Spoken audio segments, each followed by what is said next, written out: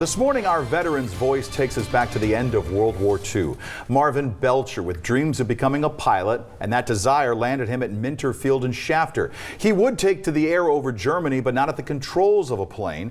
Instead, he had a bird's eye view of the last few months of the war in Europe.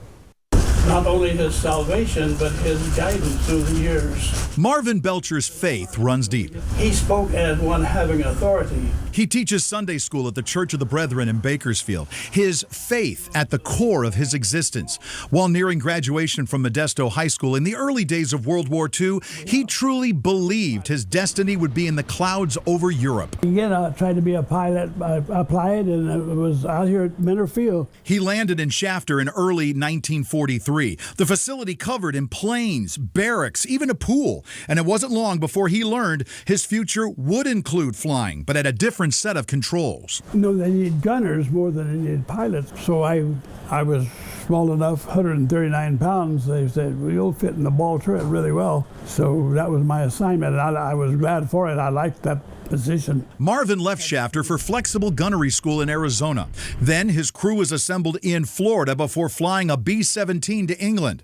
Unlike the early days when crews were assigned a plane and named it, Marvin's team never had one of their own. We were in various planes, and all of them had different names. Oh, okay. We were not the same plane. And the one that we flew over was not even named yet. We were just flying it to get it there. He was part of the 384th Bomb Group, his first mission over Europe on February 12, 1945. And by then, the German Luftwaffe was no longer a threat. The Germans were not able to put fighter planes up against us. And even though we were prepared for them, I only saw one in 26 missions. But anti-aircraft fire was, and it was everywhere. And I had a good view of it from the ball turret. And they'd come closer, closer, closer, closer. And then you just felt like you were going to hit. On one mission, we had the ground crew counted 100 holes in our plane, but not a member of our crew got a scratch. Marvin was in the most exposed part of the aircraft, the cramped space of the ball turret underneath, and it made it hard to escape in case of an emergency. I was small enough that I could carry my parachute at my side here, hooked onto one side, and I could open the hatch back here and push myself out. Marvin was part of the last bombing raid over Germany on April 25th, 1945, his 26th and final mission. And it wasn't long after that, Germany surrendered.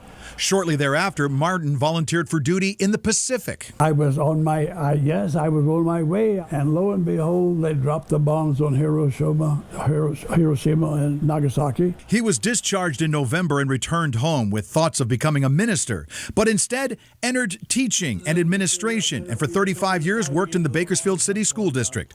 He initially planned to stay for just 2 years. Found it a wonderful place to live.